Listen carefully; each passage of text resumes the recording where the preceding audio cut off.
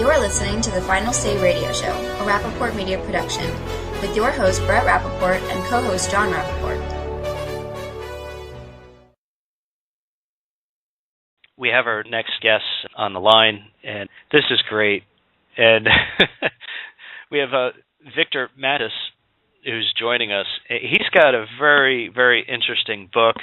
And Victor, for one, I have to tell you, I love vodka, and so many of my neighbors are from, I guess, the countries that are associated with vodka drinkers. You name it, anywhere in Eastern Europe, all the current and former Soviet states and whatnot. And it's a great and interesting book, but I have to ask you, what made you decide to write a book on this particular topic? When you talk about where vodka comes from, it's so funny because we do think about Russia, we do think about Eastern Europe, and I got a radio request for a show in Ireland, and I was going to make a joke that, one day vodka is going to come to Ireland, but sure enough, there's an Irish vodka that already exists called Boru vodka. So, you pick anywhere on the globe, I guarantee you somebody's making vodka. The name of the book is Vodka, How a Colorless, Odorless, Flavorless Spirit Conquered America. And the idea came from just running into more and more people over the last several years who were, dropping what they were doing and either plunking down a lot of money to become partners in startup vodka distilleries or actually creating one on their own. So, there was a guy I knew. He had a great job in Washington, D.C. at an embassy. His wife was a teacher at University of Maryland. They just had a newborn, and they quit their jobs, went to Chicago, and opened up the first post-prohibition boutique distillery. And they're doing really well. So everybody wanted to get in on the action, and it's sort of like 1849, the gold rush. And you would think that by now it's too late, but people keep on joining. I think it's like over 100 brands every single year. That's incredible. So you say here that this is actually a $6 billion a year brand, which is incredible. That is correct. That's it's over $5.5 billion in supplier revenue, going up to $6 billion. Wow. It comes to 65 million cases last year, which I did the math, and that translates to last year Americans drinking over 157 million gallons of vodka. Wow, that's interesting. Well, I know I've had my share, but you contributed several of those gallons, I'm sure. Yeah, it's interesting, and I try to follow. I'm also a bourbon drinker, and I don't drink that much, but I enjoy to sit down with friends and have interesting conversations. And of course, you could have some scotch or bourbon or a nice vodka or even a tequila, I suppose. But what is vodka now the most popular drink? Oh, absolutely. We're talking about 32% of the liquor market. In other words, wow. Go to a bar, 1 out of 3 cocktails that's being ordered is a vodka cocktail. So it's definitely in a league of its own. We're talking, again, 65 million cases of vodka alone. If you combine all the brown spirits together, like bourbon, whiskey, Irish whiskey, scotch, total, that comes to about 55, 56 million cases, which is really impressive on its own. But, we're talking about a single spirit, and it continues to dominate. Year over year, we're not only drinking more vodka every year, but we're willing to spend more per bottle. That's the amazing thing, I think, that I found as well. Well, that's interesting. So I have to ask this question because, we cover politics and policy so much on this program. And so is there a battle of the vodkas? Is there a war of who makes the best vodka from between Russia, say between France, the United States, or, all the other countries? Who tries to tout theirs as the best? Everybody wants to tout theirs as the best, I'll tell you that much. And the big giants have to tout it less, if that makes any sense, because they know their vodkas speak for itself. The funniest thing is, Smirnoff vodka, which started in this country, it was the first vodka that came to America in 1934, and the distillery was in Bethel, Connecticut. People keep on thinking when they get, Smirnoff that, at some point it was, it's from Russia, and it was, but never has America ever had Smirnoff vodka distilled in Russia. The Smirnoff that you and I know is always been American. It's been in Connecticut, and currently, for example, in Plainfield, Illinois, and they do 20 million cases a year. And so, they are clearly the giant, and they don't have to be considered to be a luxury or a craft vodka. Grey Goose, on the other hand, is enormously popular, but they love to be seen as the vodka of the elite. And for example, it's the most popular vodka in Las Vegas. And it's a more expensive vodka. And there are some vodkas that they want to charge you, $30, $40, $50 a bottle, because their thinking is if they're twice as expensive as the competition, you're going to think it's twice as good. And that sort of worked with Grey Goose. And so, that's the idea behind it. Tito's Vodka, for example, in Texas, that's they go as every man's vodka. It's the founder, his name is Tito Beverage, and he likes to see his vodka as, pot roast, filet mignon at pot roast prices. That's what he says about his vodka. So everybody has an angle. Again, we're talking about over 1,000 brands, and when the government defines it as flavorless, odorless, and colorless, we're talking cutthroat competition. In your honor, I am doing something I don't normally do on the air. I'm actually drinking a little vodka right now.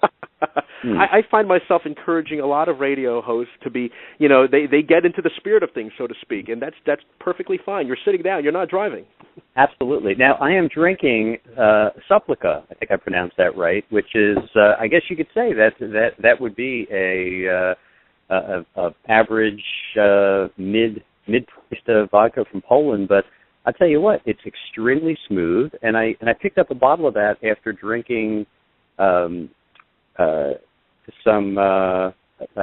popular Russian brand who just skips me right now, but that I got a headache from like 3 times in a row. So I wanted to ask the question of you. Stoli. Thank you. It was Stoli. And 3 times in a row, and I got a headache from it. So is there are there huge deltas in vodka based upon the ingredients that they use or the way they're distilled?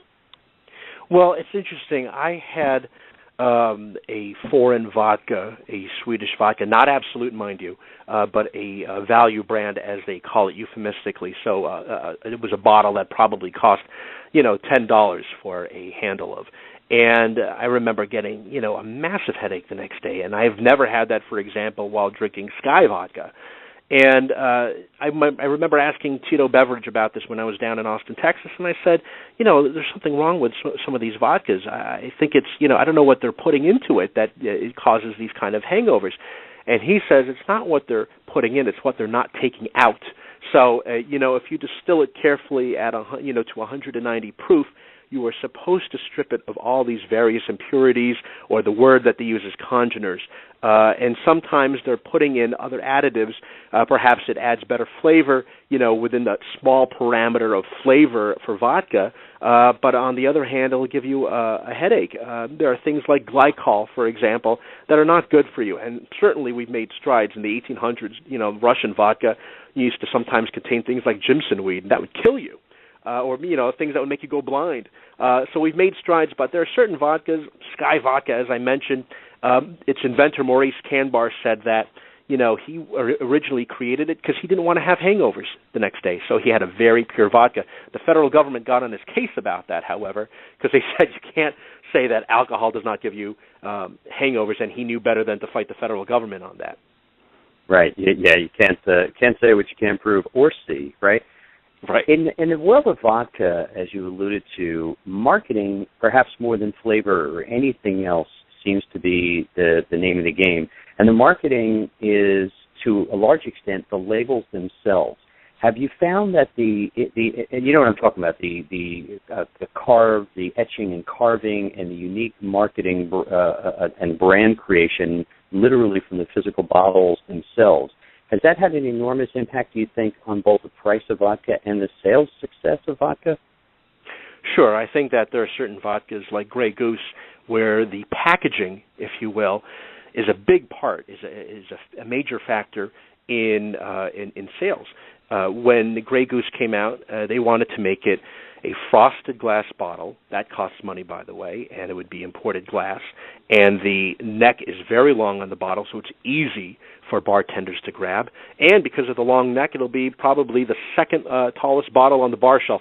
Usually the tallest bottle on the bar shelf is Galliano, which people put into Harvey Wallbangers and things, but nobody really drinks Galliano, you know. But Grey Goose is going to be the second tallest bottle on that shelf, and people like that because it stands out. You walk into a bar, you're looking, what am I going to get? Boom, that's the first thing that's you're going to see. Other brands like Absolut decided to be counterintuitive.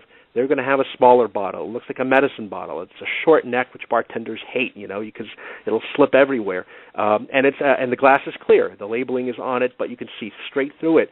But they had a very good marketing campaign that didn't rely, per se, on a fancy-looking bottle. But that works as well. I just wanted to add, for example, one brand, Viborova. They once commissioned the architect Frank Gehry to design a bottle for them. And that's just a publicity stunt, really, because other than that, you're not going to be wanting to buy a bottle that was designed by Frank Gehry just because of that. And, in fact, it looked like one of those cylinders from the Superman movies, the knowledge cylinders in the Fortress of Solitude. I mean, nobody wants that. And, of course, you'll see in my book I talk about Crystal Head, which is a pretty good vodka that comes in a crystal skull or a glass skull. And that's crazy, but, apparently it's working. Probably good for gifts, too. Quick recommendation if you haven't ever tried it. I'm not a big fan of all the frou-frou mixed flavors. I'm perfectly happy with a smooth vodka and then throw some fresh fruit in it. But there was a place I caught up with in Maine called Cold River.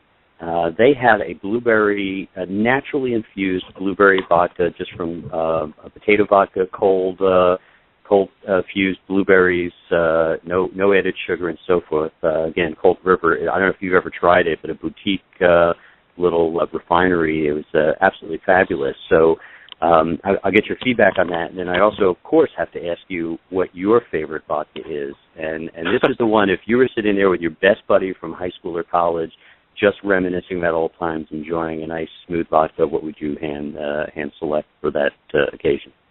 Boy, that's a tough question. I'm going to answer your first question, which is easier. And you are the second person to recommend Cold River to me. I haven't had it. Now, it's funny because a number of vodkas come through Maine. Pinnacle, which says it's a product of France, it's a French vodka, it's actually bottled in Lewiston, Maine. But Cold River, you mentioned, it's not so much a flavor as it is an infusion. Infusions are great. The Russians have been infusing vodkas, at least since the early 1800s, and that's when you have the actual fruit sitting in the vodka.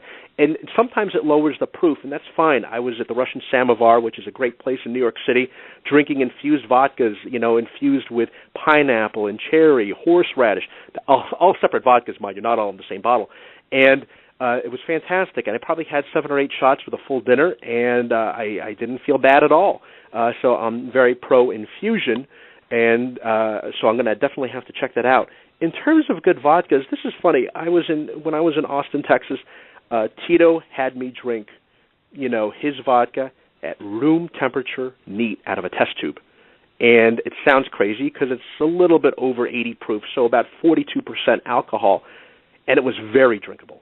And so I like that. And I like the idea of drinking Kettle One on the rocks, by the way, but that's actually being influenced by these fancy commercials that Kettle One had from David O. Russell, the director of American Hustle and The Fighter. He actually made these commercials, and it's really cool. And sometimes you think, boy, I just want to be like those guys. I mean, it's terrible to say that, but that has an impact. My friend has a vodka Americana, but it's hard to get, and that tasted good. I like it, And the other one is Koval out of Illinois. I mean, these guys work really hard. And if you can find Koval, K-O-V-A-L, go for it. They make terrific other spirits, too. They make bourbons and whiskeys, and they're fantastic. It shouldn't be, the perception of, what looks like, the elite drinks. If you like it, drink it. It doesn't matter if it's Smirnoff. Absolutely. Victorino, I'm looking at in a Wall Street Journal, there was a book review of your book by Wayne Curtis, and I thought it was a pretty good review. And interesting conversation, and it's a great story actually, and a great discussion. And it sounds like not only you had a lot of fun working on this project and the book, but I think a lot of people just in talking about it and speaking with you are having fun as well. And I have to say this just from the perspective of my Russian friends who I enjoy vodka usually straight with. There's a reason that they only live till their mid-50s or 60s. Yeah, no, that's kind of sad. I was recently asked if the United States will ever go down that road because we drink so much vodka, and no. I mean, if you think about and you look at the statistics about how much Russians, drink of straight, vodka per year, per month, per week, no, we are nowhere near that. It's a much different story, but I'll tell you what's really interesting is for most of vodka's history in this country, which is from 1934 to now, so, the last 80 years, we tend to mix our vodkas. Only recently has it become a little bit more respectable to drink, as you were talking about, vodka on the rocks. And that's because a lot of these other companies are trying to show you now, you know what, our product is so good, you don't have to hide it. It's not to be disguised by orange juice, cranberry juice, or anything else, but, drink it with ice and enjoy. Because before that, if you go to a bar and just ask for vodka on the rocks, people think you'd have a problem. But I think I'm beginning to see a little change in that. Yeah, no, that is interesting, and I would say that there's certainly cultural differences, and because I know that when I'm with my Russian friends, everything's a toast. So when you go to the bar with your friends, somebody your team hits a home run in a baseball game, or somebody scores a touchdown, everybody gets a toast. In their case, everything's a toast. That's right, and that's been going on since Peter the Great's time. Let's find a reason to toast anything. I think that if you went over there with your friends in Russia, and you asked for a Grey Goose Cosmo, I think they would laugh you out the door. Well, Victorino, if you can, and by the way, I failed to mention this, but you are a senior editor with the Weekly Standard, and we have quite a few guests coming on from the Weekly Standard. We always appreciate when all of you join us, and this is a great book, a lot of fun. And if you can, just please tell our listeners where they may purchase a copy of your book, and where also they may follow you at the Weekly Standard. Oh, great. Well, very kind of you, and it's great. You guys do great work. I was talking to my colleagues about it, and they love the show. I love the show, so thank you so much for having me on to talk about something that is not necessarily political, but I love talking about it. And the book, you can find the book. It is currently out of stock at Amazon. I don't know if that's good news or bad news because, at least that means a lot of people bought it. On the other hand, if Amazon only asks for 100 copies, then I'm in a lot of trouble. So BarnesandNoble.com. Barnes & Noble, you will still find the book available there. And you can still place the order on Amazon. We just need to ship the books out, and they'll get resupplied. So it's just a matter of time. So don't despair. But Barnes & Noble is the place to do it right now. You can find me also, obviously, at weeklystandard.com, and on my own website, which is vicmatus.com, and on Twitter, which is at Victorino Matus. Great. Do you prefer to go by Victorino or by Victor or Vic?